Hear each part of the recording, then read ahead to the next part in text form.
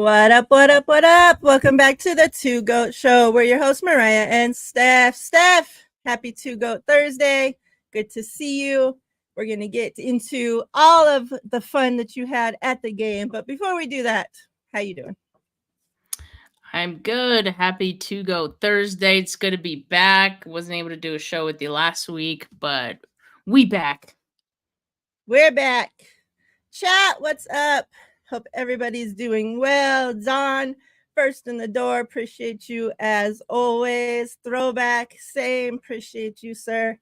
Listen to the good people, like and subscribe to both channels, Steph 49K and Faithfully in Vegas. We greatly appreciate everybody that comes through. Let's get into it. Like I said, Steph, you were at the game. Obviously, that's why we didn't do a show last week, because you were traveling to the game. How was it?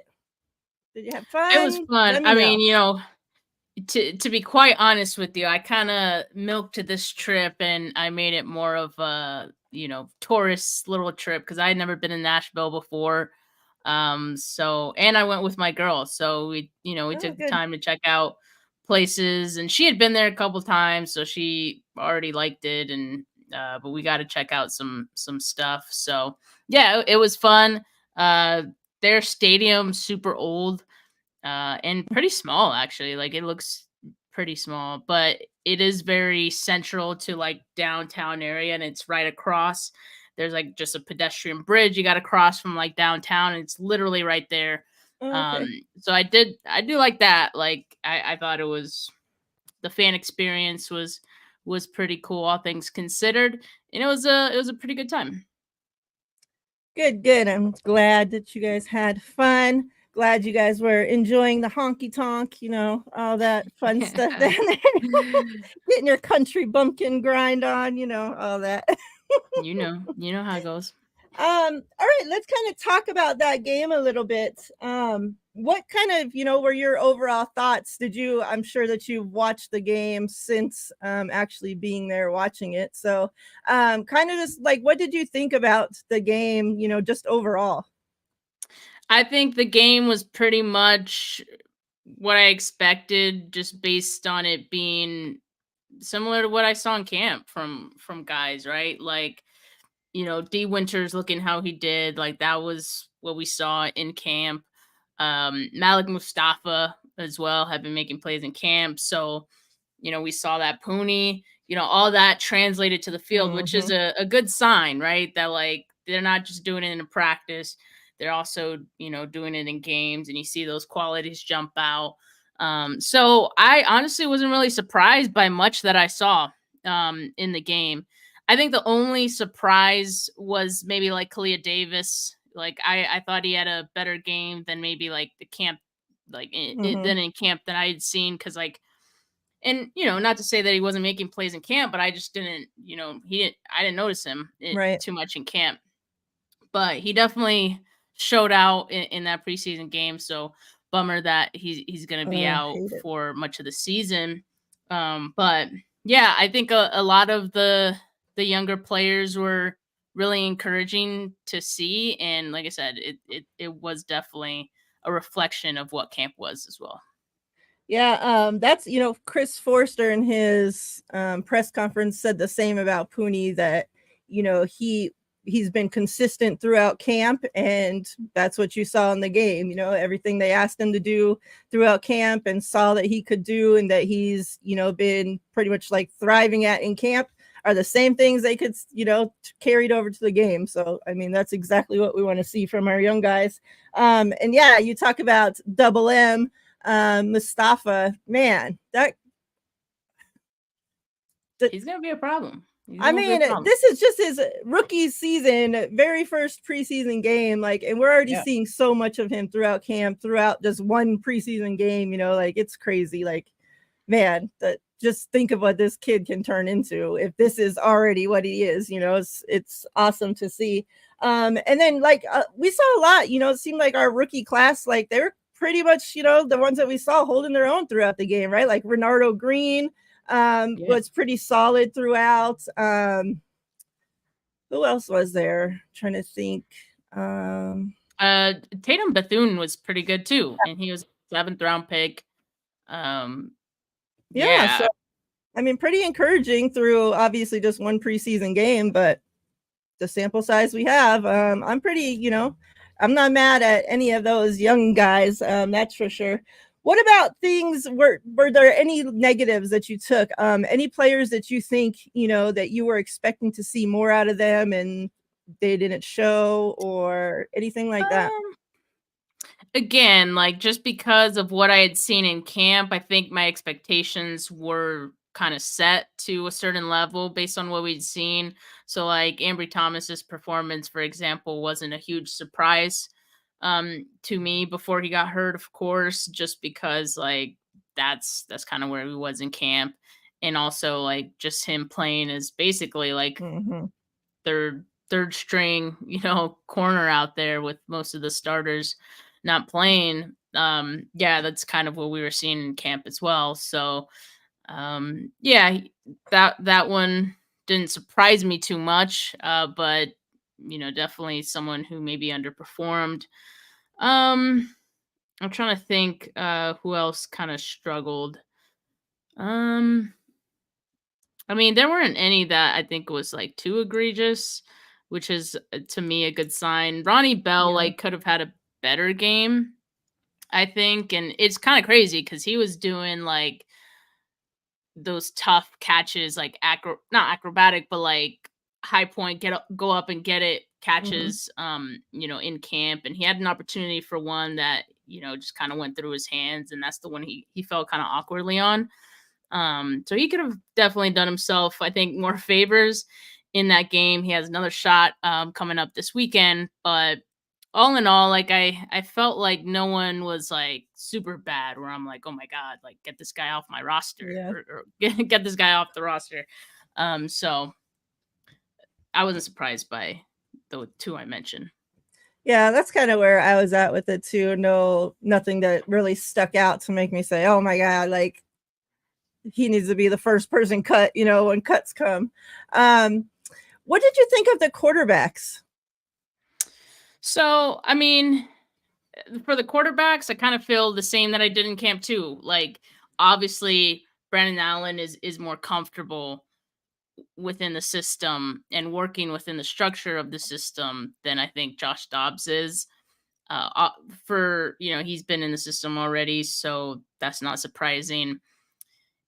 And like Dobbs, you saw what he could bring. Yeah, he could work out a structure and things like that. So he has a little bit of upside in that regard. But if I had to guess, like how coaches are looking at this competition between those two, I'd say Brandon Allen has the edge.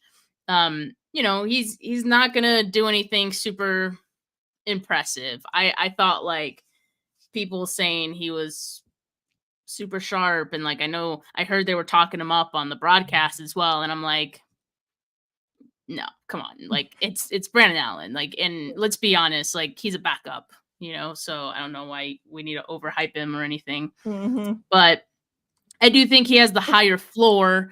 And from a coach's standpoint, I think coaches are gonna want to have that rather than maybe a higher upside kind of guy like Josh Dobbs, but he works out of the structure of the offense. I think they much rather have someone who's a little less impressive athletically, but, kind of plays within the structure of the offense and can finish a game for you. So, yeah, that's how I see it going. I think they're both like, decent choices at backup Mm-hmm. quarterback. And they could always keep Dobbs like on the practice squad if he Right. doesn't get picked up by anyone. I don't know, maybe the Vikings will want to pick him up after their injury to JJ McCarthy. But yeah, that's kind of how I see it right now. Yeah. That's how I've kind of felt like when Allen was playing. I was like, okay, like if for like I hope it don't happen, but if something were to happen, like he could probably come in and just be steady enough to at least just get the ball to his playmakers and let them do all the work, right? Like a Jimmy Garoppolo type situation.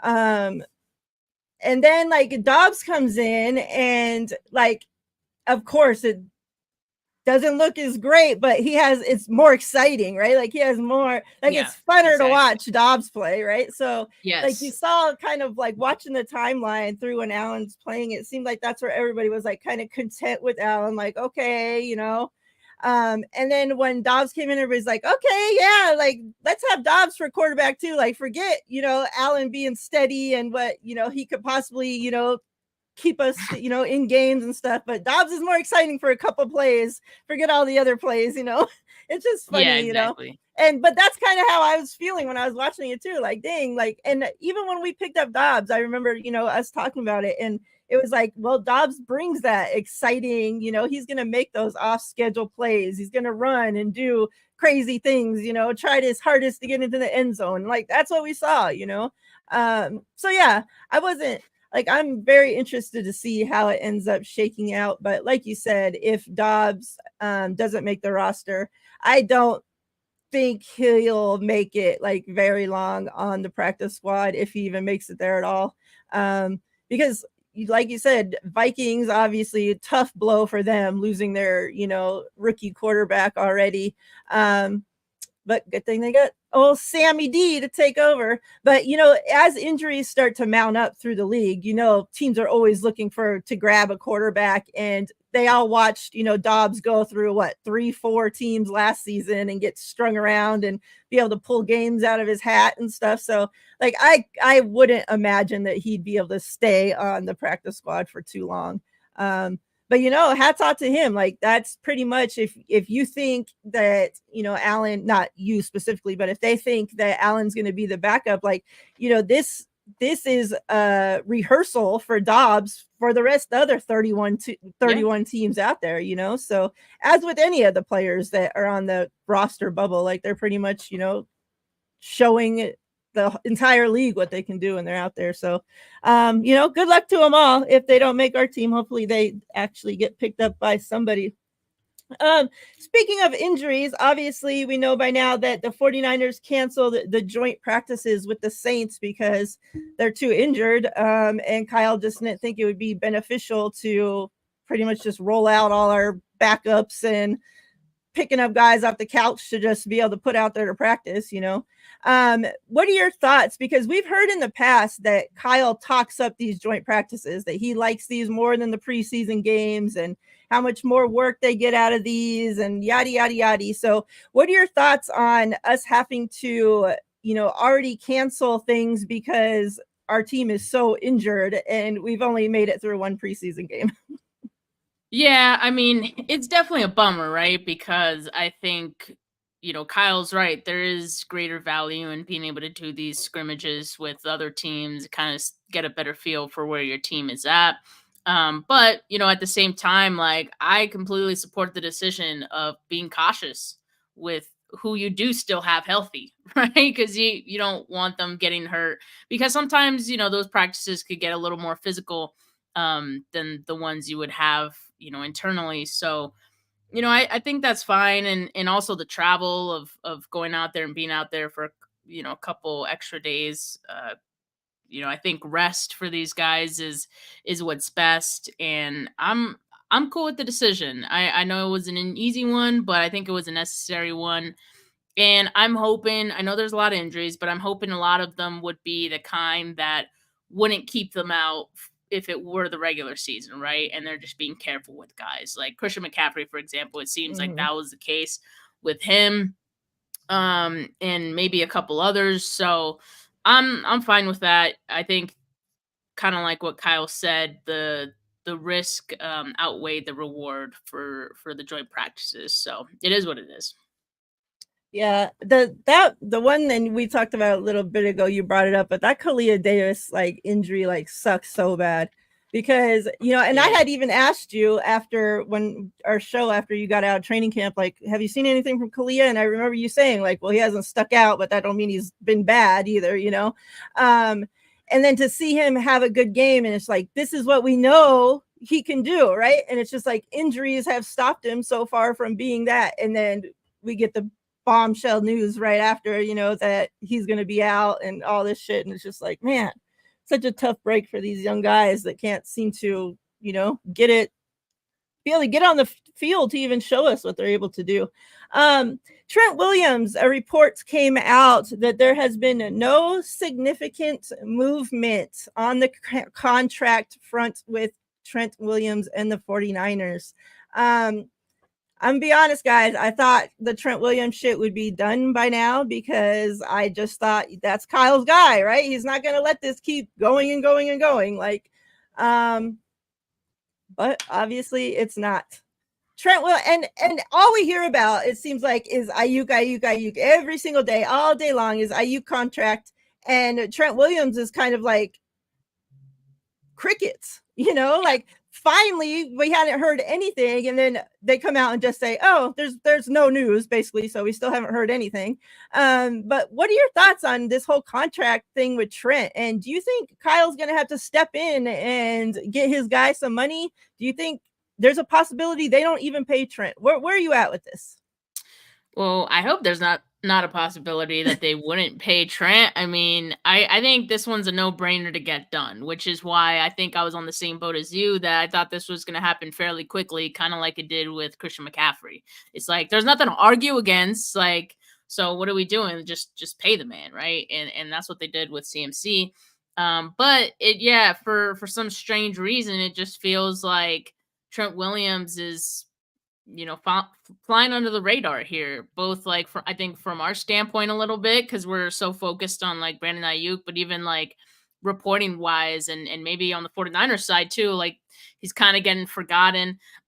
Look, I mean, it seems like maybe there's something getting done. I mean, Kyle, when he's asked about it, says he's optimistic about it. Has he gotten to the point where, he's knocking on people's doors and saying, hey, can we like hurry this up and get this done already? I don't know about that. But if, he's saying he's optimistic, maybe it's just coach speak, but I'm going to continue to be optimistic as well. Now I'm starting to get people in my ear saying, oh God, do you think like since Trent Williams is like kind of hanging back, like is he thinking about retirement and all this stuff? And I wasn't even thinking that before. I was like, nah, like, but then like enough people have said it that I'm like, do I need to be worried about that? Like, should we be worried? Mm-hmm.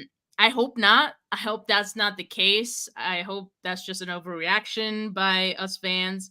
And I hope something gets done quickly. I mean, we only have like less than a month now before the start of the season, so it'd be great to get both of these guys back in the building so they could get ready for week 1 and the strain of the season. Yeah, I don't know, because it's not like our O-line, what we saw from them, this first preseason, obviously not towards the end of the game, but those first couple, the first Jordan Mason, and Jordan Mason, man, that kid's a stud. But that first, starting opening drive, it's not like the O-line was terrible, right? But it's not like it was our O-line when Trent Williams is there. So it's like, I don't like, are they trying to see, like, do we have somebody good enough just in case that we're going to be able to throw in case we don't get this deal done? Like, yeah, I know. So it's just like, you have to pay him. What other, unless you're planning on trading Brandon Aiyuk for a O-line guy, for a left tackle. And I don't see any team that wants Aiyuk that's willing to give up their left tackle either, So it's just really crazy. Like, that's why I've been optimistic that they'll pay him, because what other option do you have? If he's not going to show up without getting paid, and you have nobody on your entire team that can fill in for him, like, you're going to have to pay him. But I mean, I don't think it's a matter of like the 49ers not wanting to pay him. Like, I really don't think that would be the case. But I have no idea at the same time. I have no idea like what's taking so long, but if I had to guess, it's probably not them not wanting to pay him. So maybe some other things are sorting out. Maybe they're distracted by the thing. I don't know. Or maybe they're waiting to see, like somebody said in the chat, waiting to get the Aiyuk deal done so they know where the money, the cap, the yada yada, and then, because Trent's deal will be easily done after that. Who knows? I don't know. Miss Debbie, No, what's up? I see you. Appreciate you coming through. John B, what up? Tanya, I see you. Appreciate everybody coming through. Let's move on right on over to Brandon Aiyuk. Pretty much, I told you this before we went live. It's like every day we wake up to breaking news. Here's the same news that you had yesterday. Breaking news. Here's the same news you had last week. Breaking news. Here's the same news from 2 weeks ago. And it's just like, I guess the thing that has changed though, and who knows, I mean, we can only go by what's reported out there, is that the 49ers have upped their offer to Brandon Aiyuk.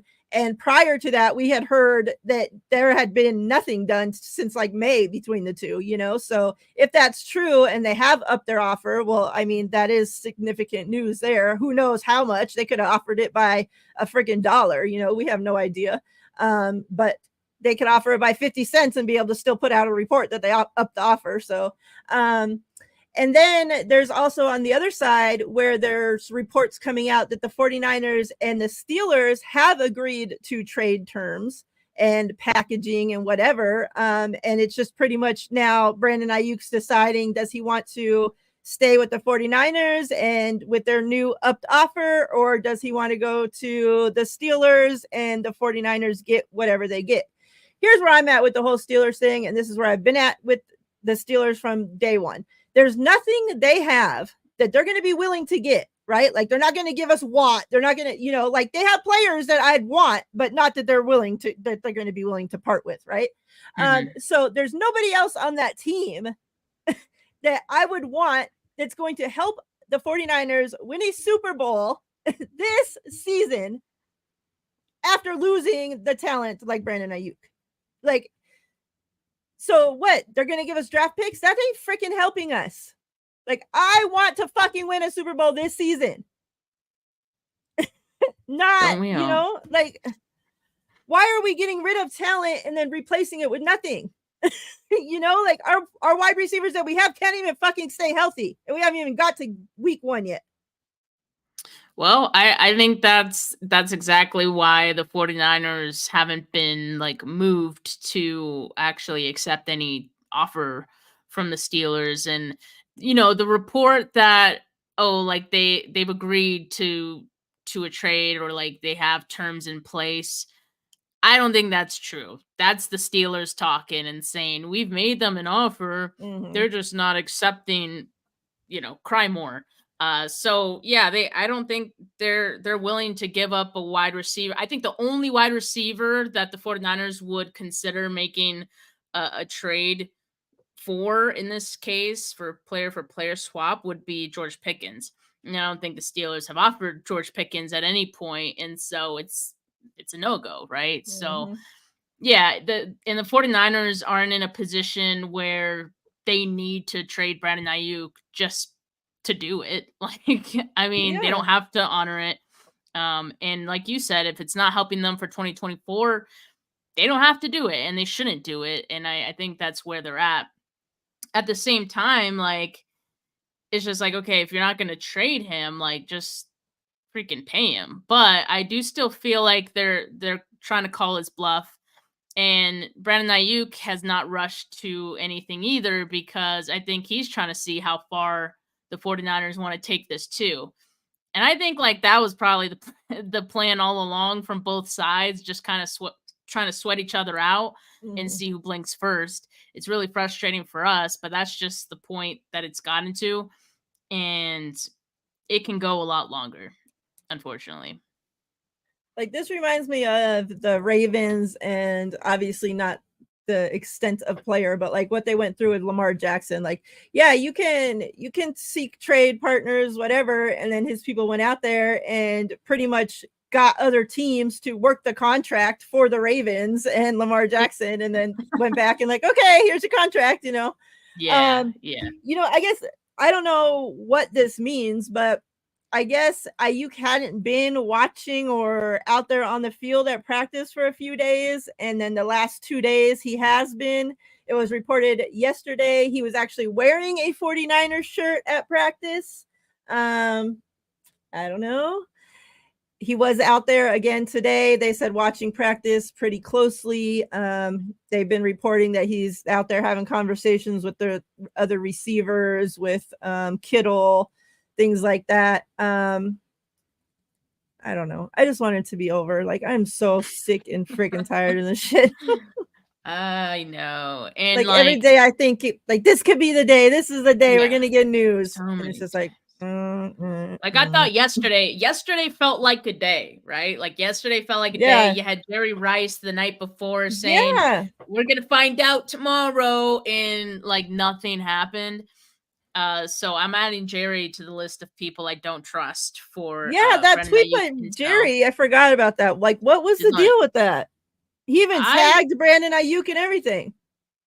It was weird. And then so like that was so the first he said that, and then we hear that Brandon Aiyuk was at practice, right? For the first time in like a week and wearing 49ers gear. So then like I was like, okay, maybe Jerry did know something. Like maybe we do have a deal that's about to happen, and crickets. So yeah, I'm frustrated as well. And like I keep checking, like I don't know, I'm every so often I'll check his Instagram and see if he's refollowed the 49ers.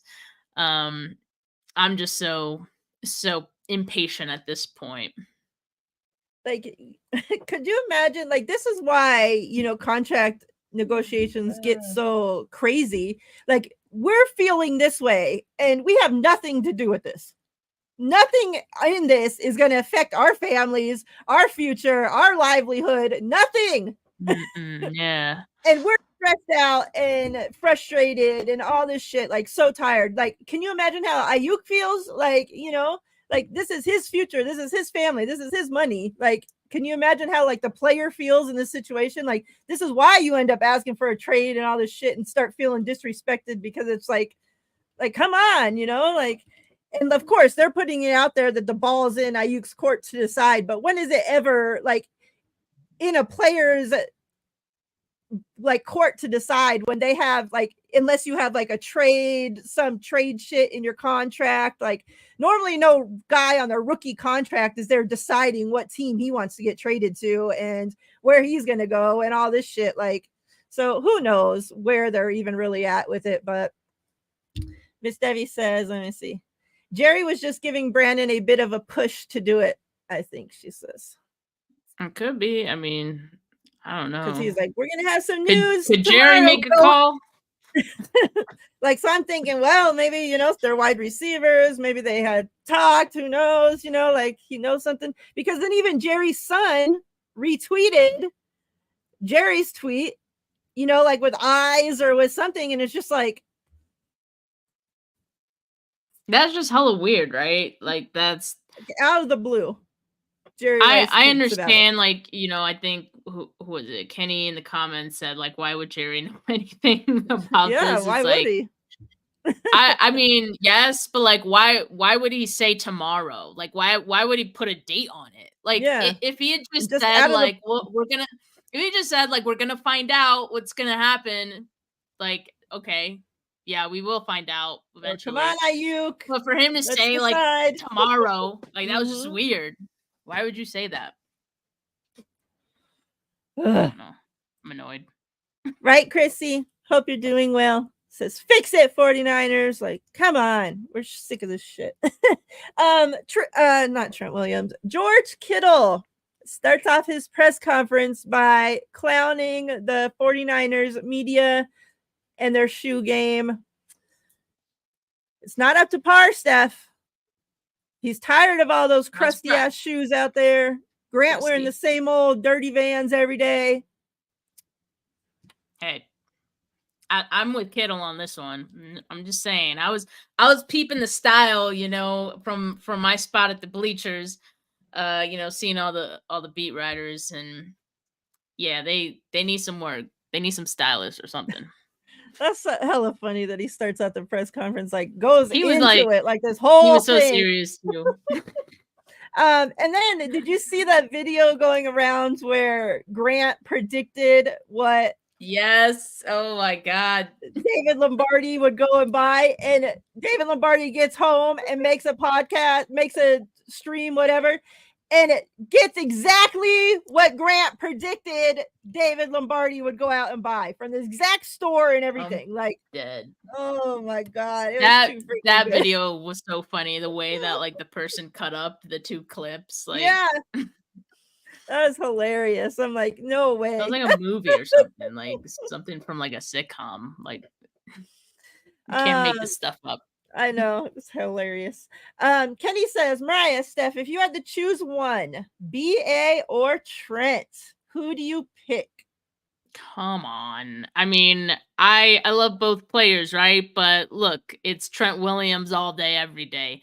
This is gonna be tough for you, Miriah. I want to know what you want to say here because Miriah is the Brandon Aiyuk like super fan, but we're talking about Trent Williams here. So what do you say?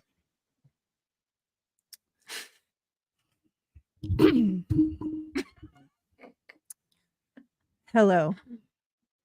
If this was 5 years ago, I would pick Trent Williams, but this isn't. Trent is old. I'm picking BA every day. Pay BA. Hashtag pay BA. Put it out.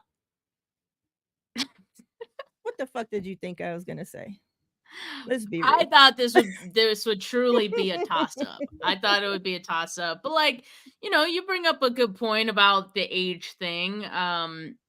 Who would you basically like if you were to give one money, like who do you think you would have for longer?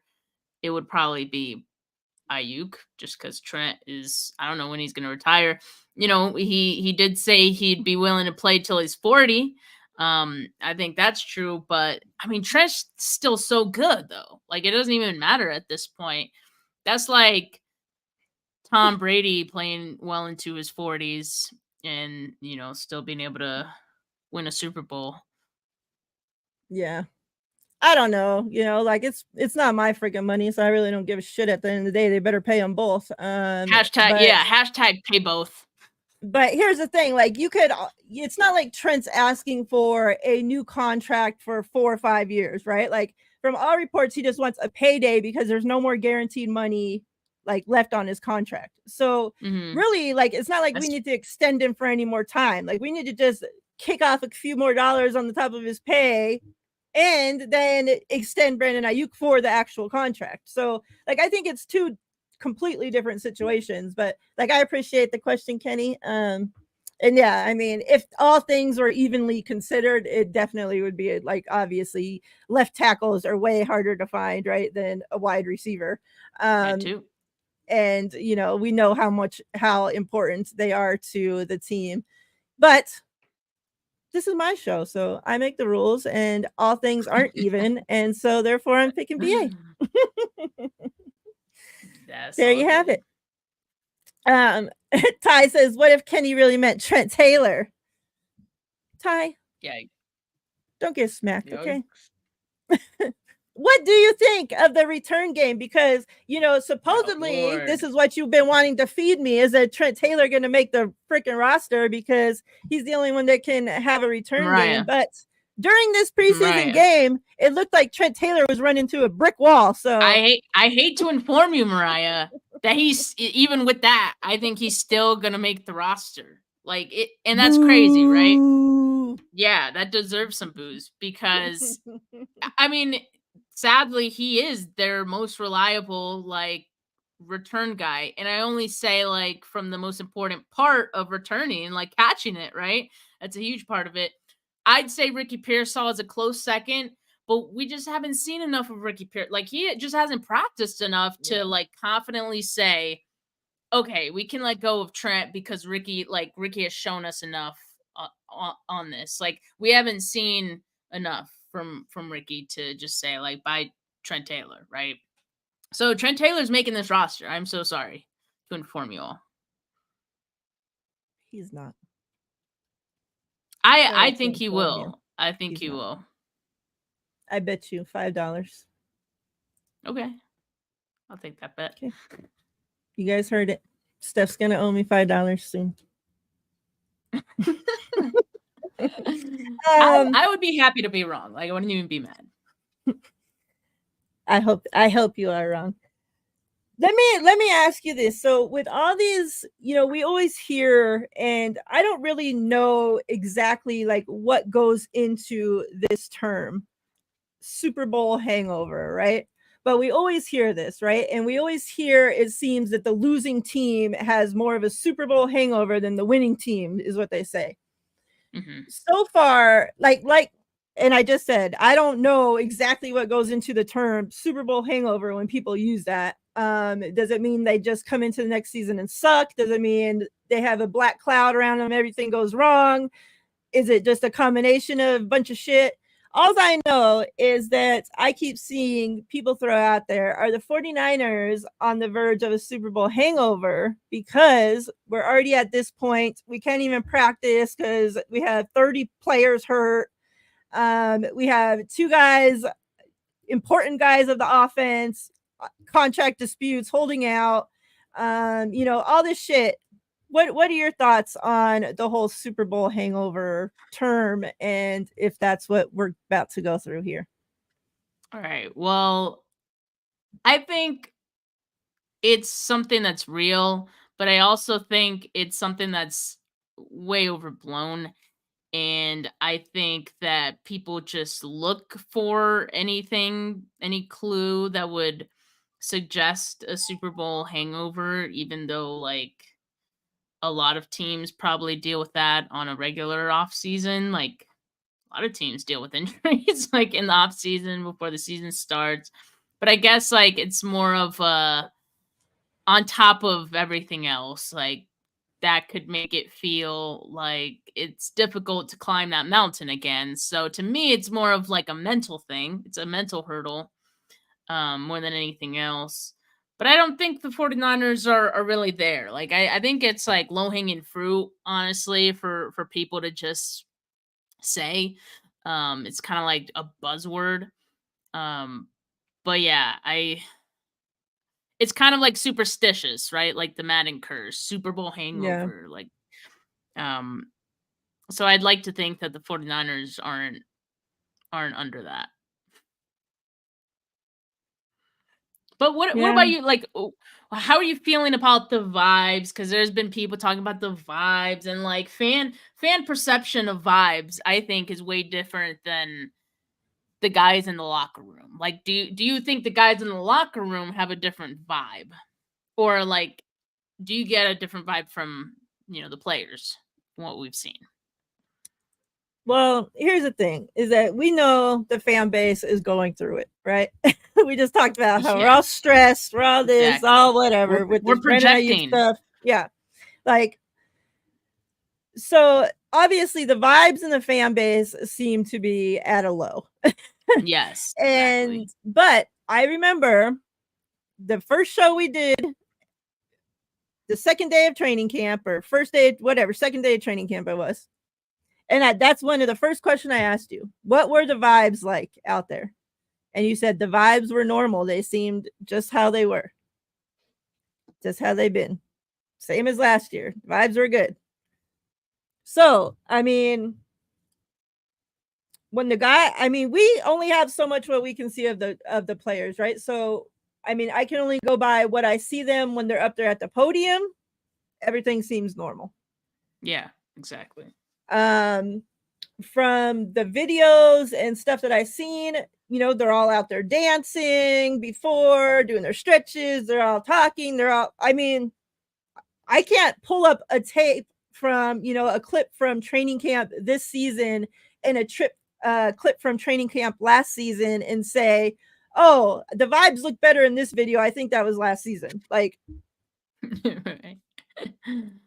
so, I mean, yeah, it sucks, obviously, that we're already having all these injuries. Hopefully, the guys, obviously not the long term ones, but the guys that are all nicked and banged up a little, hopefully they get over it now and they're good for the rest of the season. That's all that we can hope. They're getting their injuries out of the way. But, yeah. it makes it tough when you're playing all the way until February, right? And then you have to all of a sudden fix your body, rehab, rest, all this, and then you're already getting into football activities, you're back into camp, all this shit. So it's like, I think that's, if I had to think of the term Super Bowl hangover, like that's where all that comes from, because you're the two teams with the least amount of rest now, the teams that had the players playing the longest, so their bodies are beat up, and you don't have that full recovering time as the other teams do. Like, we had teams that were so shit, they were resting their starters the last 2-3 games of the friggin' season.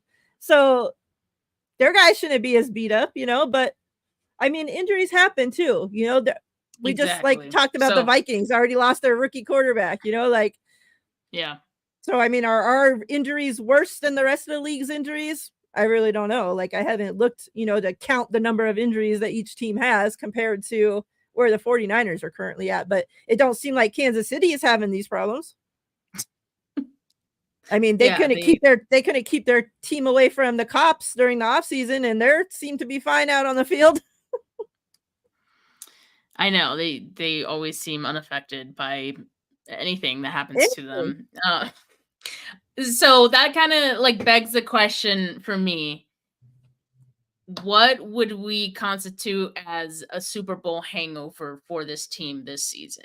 Is it okay? Like, for example, 2020, terrible season. Like, I think that'd be fair to be like, wow, Super Bowl hangover year.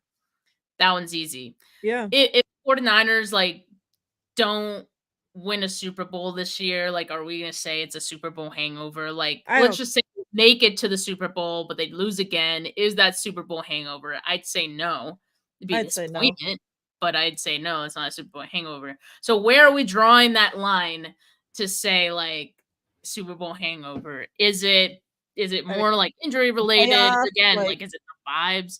Yeah, if they miss the playoffs, like I think that'd be fair, right? But if they made the playoffs and like lost, would you call that a Super Bowl hangover? I mean, I guess it kind of all depends. Like, do they make the playoffs and lose because they're just ass? Do they make the playoffs and lose because Brock Purdy throws 3 interceptions? Or do they make the playoffs and lose because 40 of our starters are hurt? Like, like it all depends. I'm not going to, if they get into the Super Bowl and completely play like ass, I'm not going to turn around and say, oh, blame it on a Super Bowl hangover, when clearly you're just looking for an excuse, right? Like, now, if our team's so beat up that we have 5 starters struggling to hang on to make it to the freaking play-in of the freaking playoffs, like, okay, yeah, there might be some hangover, but at the same time, then are you just, like I said, looking for an excuse, looking for anything to then blame it on? Like, no matter if we just have a shitty season that ain't up to our standards, oh, it was a Super Bowl hangover, no big deal. Like, yeah, because I'm seeing even in the comments, there's like different. It's a gray area, right? Like there's different definitions, or like what we feel would be would count as a Super Bowl hangover. But I think ultimately, the vibes never lie. The vibes will tell all.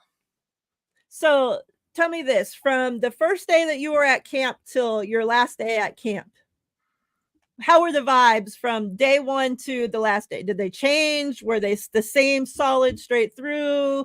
Were there up and down days? How would you rate that? There were definitely a couple days that were like low energy, and I would say lower vibe. Like there was one day in particular that was super weird, and it was like the day after, I think it was when Pretty Ricky said like there was a done deal with this deal. The first time he said it. And that day of practice was weird. But then, and I think we might have talked about it.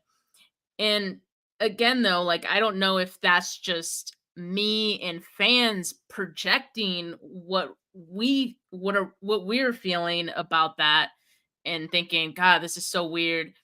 And we're kind of perceiving like the energy that we're kind of feeling ourselves. I don't know. Like it was a weird day though. That one was especially.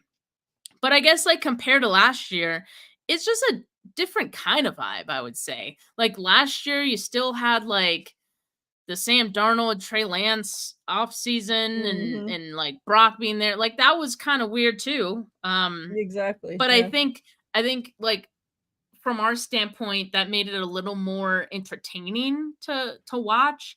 Like we were kind of distracted by other things.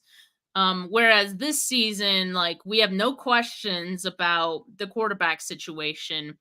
And that's almost like, I don't know, I don't want to say boring, but like you kind of know what to expect. And Brandon Aiyuk isn't there, so you're not having like as many highlight reel plays on offense as you probably would if he would be there. And you're not having these like crazy, like intense one-on-one battles between, Aiyuk and Lenore, for example, which was a thing like the previous camp. You're not seeing like the battles against Nick Bosa and Trent Williams, which always, excites fans. So I think all of that, like to fans, like plays a role in what we perceive as like vibes and things like that. But I think for the players, it's not much different. Yeah. Guess all we can do is keep watching and keep waiting, see what happens. Corey brings up a good question here. Says, Steph, I know you don't like hypotheticals, but we've exhausted BA and other stories. Can we talk about what a Purdy implosion would mean, since this has happened multiple times in NFL history? So I'm guessing Corey is talking about, we go into this season and the Brock Purdy that we've seen the last year and a half-ish is not the Brock Purdy that we see this season. So what if he, looks like total ass? Like he's out there throwing interceptions and is not who we thought Brock Purdy was going to be. What happens? I mean, what would that mean? It means the 49ers are screwed. I mean, that's what it means. I mean, I feel like I feel like they've put a lot into Brock and not building around him, because like a lot of it was already built, but like I think the idea that the offense is ready to maybe take another step, or that Brock is ready to take another step, like I think for fans and maybe even for the team coaches, all that, we're kind of hoping that he can do that to be able to get over this hump, right? Like if Brock Purdy grows as a quarterback, it raises the ceiling of this offense and this entire team. So if he comes out and he looks like shit, I mean, that's a Super Bowl hangover right there. Like say goodbye to any chance at winning the Super Bowl. And obviously that would have bigger implications as far as, other things. Like, what do you do after that? You can't Kyle get you can't feel fired. comfortable signing him to an extension after that if that were to happen. But I feel good though. Like I feel good about Brock more so than like any other quarterback that this team has had. So I think he is going to be the exception. Yeah, just because he's been so steady and so consistent through it all, like he's just been, going into games, and I've said this on my show so many times, like I would be sick to my fucking stomach watching Jimmy Garoppolo play football. Like sick, like feeling like I was going to throw up. I didn't know if I was going to throw up, shit, who knows? I was just sick to my stomach because every time he would drop back and his arm barely made it this far, and I'm like, oh, because you just know it's going to be a freaking interception. Like 95% chance the other team's going to catch it, like it shouldn't be that way. But with Brock, like, oh my God, it's just like a breath of fresh air watching him play football. Like I can be so relaxed and so calm, and just like I just have faith or belief that he's going to take care of the football, that he's going to get in there and do what he needs to do, that he's smart enough to know where Kyle wants him to go with the ball. And the other guys that we've had previously, I don't think they were as smart. They were missing some screws up there. So, Jimmy had freaking rocks banging around in his head. I don't know, but like the guy was not smart at all. So like complete opposite, I think, with Purdy. Like I would I mean, like Corey said, though, we've seen it happen in the past, right? Like, yeah, no, guys go in and have a superstar rookie season, and then all of a sudden they're ass the rest of their career, and it's just kind of like, what the hell happened? Like, don't you think we're past that point though? Like with him, I like, do. because I thought like that kind of point where we're kind of wondering if this was legit or not was last off season, right? Especially him especially Purdy coming off of his surgery and all that. So he passed that test, so I just can't see it being any, like, I don't see him running into any problems now because the NFL like already knows what he is. They've game planned against him last offseason based on what they had seen from him the previous year. Like, what I think, like, he's past that hurdle. Yeah, I agree. Steve says if BA gone, Purdy could have a 25-15 year, then his pay is $45 million a year. I'm really wondering, like what kind of season Purdy has to have to, like, if he goes out there and balls out, like, let's say, I don't even know like numbers to even throw out there, but like, let's say top 5 in at least all quarterback numbers, right? Or he goes out there and isn't necessarily like shit, like Corey was saying, but is maybe like Jimmy Garoppolo level, like 10 to 20 or 15 to 25-ish, right? Like, what do you think that hella changes the difference in what he's going to get paid? Or do you think it's just the quarterback market's the quarterback market and he's going to be up there?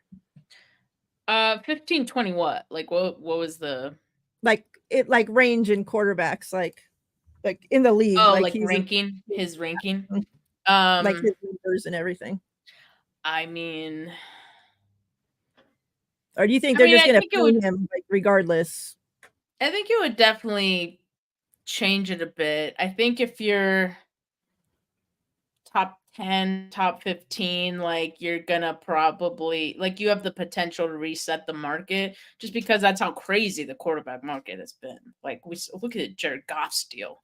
Yeah, that's what I'm saying. Like, we've seen shit quarterbacks get paid and haven't even done a quarter of what Purdy's done already in this short time, So that's what I'm wondering. Like, if he just goes out there and has a let's say a season a little bit worse than what he had, last year. So not like too shitty, but not like the greatest either, he goes out there and balls. Like, is he just going to get paid regardless? Yeah. I think if because we've talked about this, right? Like, there's a scenario in which Brock Purdy could look better as a quarterback, like, the whole package of being a quarterback, and statistically not have a year as good as he did last season. Mm-hmm. Last season was an incredible season statistically. So I think, I mean, it would be hard to replicate that, I think. So if he has a worst year statistically, but he looks good, like, I would still say he's gonna be up there. No, Corey, nobody was saying Goff was shit. She was just saying Goff got paid a lot of money, and then I was saying, you said, and then I wasn't saying him, he was shit. I was saying other quarterbacks that are shit have gotten paid. So I wasn't saying Goff was shit. It just came right after her bringing up Goff. But no, like, there's been so many shit. Like, I always think of like Sam Bradford, whatever, that quarterback. Like, he got paid so much money from multiple teams and was shit the entire time. Like, I couldn't understand why teams like kept paying him, and it's just like we've seen, and it's because, like, and now in today's age, like, a quarterback doesn't have to even be necessarily like Mahomes, Josh Allen level, but they come in and they're like, mid-level, but since the quarterback market is what it is, they get paid crazy ass money, it's just like. And it's so weird with quarterbacks compared to everybody else too. Like, that's why it's so hard to even try to gauge, like. Yeah. Like, I'm at the point where I just think he's going to get paid regardless. Like, he's going to be paid at the top of the market. It doesn't matter. Yes, because And I think what it is because basically if any team is willing to give you an extension, it means you are good enough.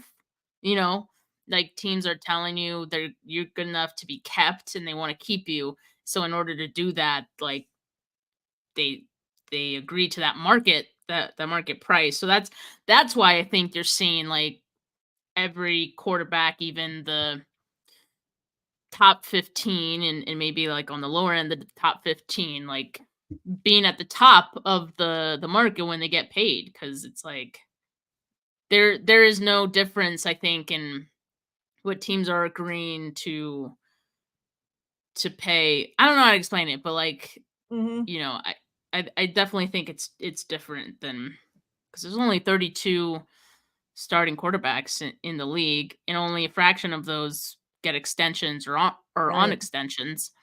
So I think that definitely weeds out a lot of the other quarterbacks. But because if you're not good enough to get an extension, you're just going to get signed by another team.